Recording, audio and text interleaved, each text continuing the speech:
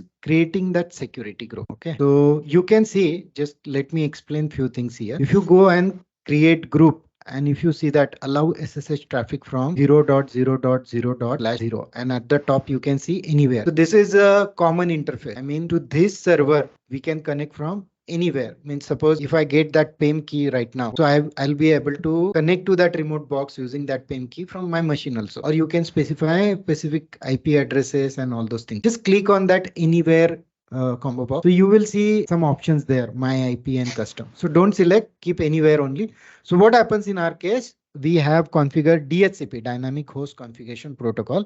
That's where IP address will keep on changing. Whenever you log in, every login, you will get new IP address. And that's where we are not configuring it with my IP custom, where you can specify some range IP addresses, and using those addresses only somebody will be in a position to connect to that box. But in our case, we will go for anywhere. Just click somewhere else, probably it will go away, or select anywhere one. Okay, went away. And below also you can see allow HTTP traffic and HTTP traffic endpoint from the internet. So keep those options as it is. If you scroll down, configure storage option is configured, and we have a 10 GB. So keep that 10 GB by default. Okay. So this is like attaching the hard disk. Right now you are purchasing instance and it's a virtual instance. To that instance we are attaching that hard. Scroll down, you can add multiple volumes there. Right now we are keeping one volume there on hard disk. Scroll down, and there are Oh, this is the last advanced that, and at the bottom or on the right hand side you can see launch and launch instance. Click on the launch.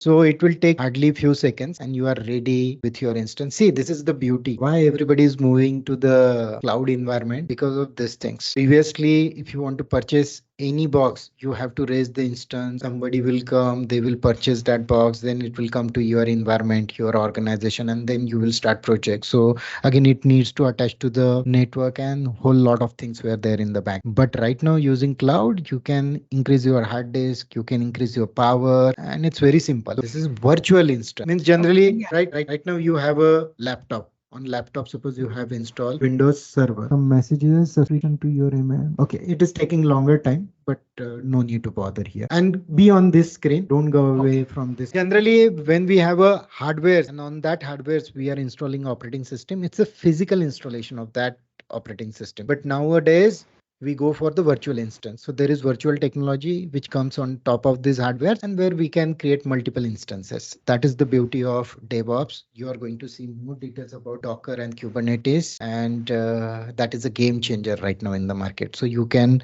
test some same software on Linux Ubuntu operating system. You can test same software on CentOS operating system, Red Hat, Windows 2012, other desktop or XP or other software, and it is very easy, right? Correct. So that's where this virtualization technology and Docker, Kubernetes, this technology is playing quite a role.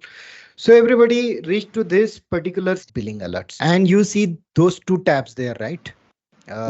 Alert preferences, and you can click on edit and invoice delivery preferences, that is deactivated. So if you want to activate edit, so now click on the billing app. You are at the right place. Activate this. We will see the instance creation also. Let's activate this. Just update it here. PDF. So you will get that PDF. Okay. And whatever your root user is there, to that email address, you will get alert. Okay. Till this point, everything is fine. After that, just hold on. I'm also referring. After that, then on the left hand side, go on the left. We have a bill. Scroll down. I'm just checking for the right option here. Scroll down. Nitin, 1 second, sorry to interrupt. So in alert preferences, I can see there is two checkboxes. Do I need to check both? Which checkboxes? Can you so alert preferences? Alert preferences. No. Whatever we did, that's enough.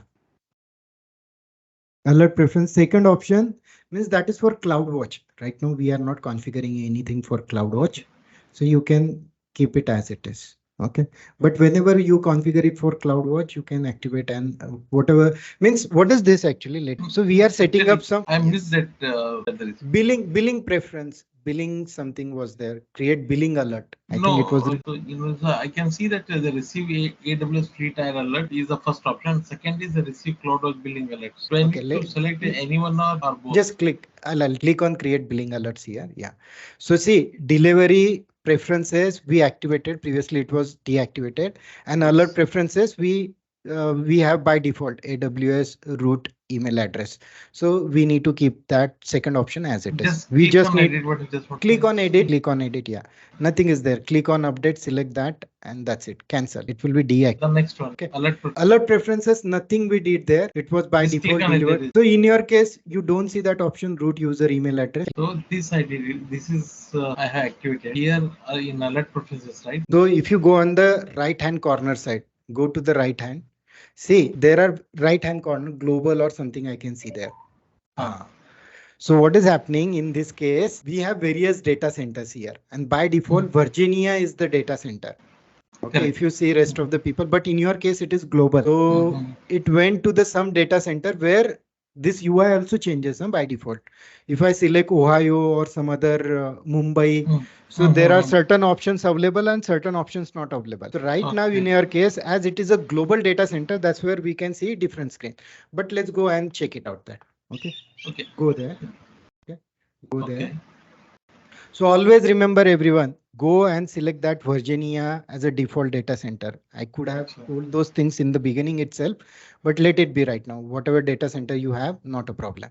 Okay, let's go with that global one outside. Just take outside the. Okay. Now select receive AWS Suite IR alerts and CloudWatch alert. Let's select both options and click on update. Let's select both options and okay, specify that email ID there and select unselect that second option. So right now you have to manually specify that email address, while in case of Virginia, it was coming by default. Okay.